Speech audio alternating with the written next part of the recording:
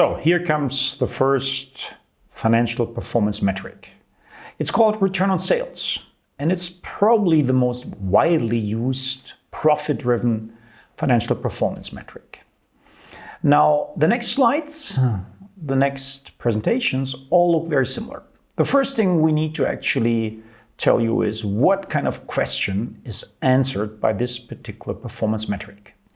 So the return on sales answers the question, which return does a company generate on its sales? The next part, the exclamation mark, always provides you the definition of this particular indicator. So you can see here, the return on sales is defined as EBIT, earnings before interest and taxes, divided by net sales. On the right half of your screen, you now see the income statement, where the different components of this formula actually come from. So we take the EBIT, a profit figure we already discussed in the previous video, and we divide it by net sales, and as a result, we get a percentage. So as an example, this is the C for calculation.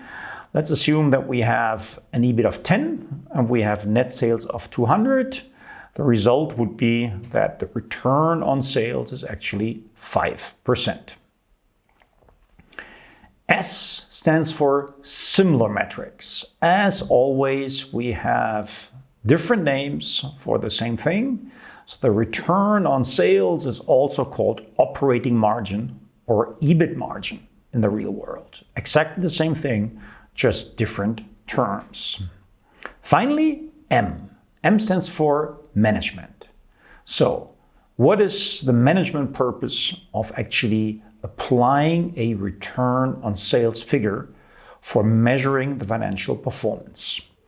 The big advantage for management is that the margin, as many people would just call it, is an intuitively understandable financial figure. I think everybody understands more or less when you talk about the margin of a business, the margin of a product, what they actually are talking about in there. Obviously, this big advantage of being very easy to understand comes with a disadvantage, which is you only see in this metric here the income statement. Obviously, doing a business, in particular if it's somehow asset intensive, means that you oftentimes need to invest big time in your balance sheet. The balance sheet is basically missing here.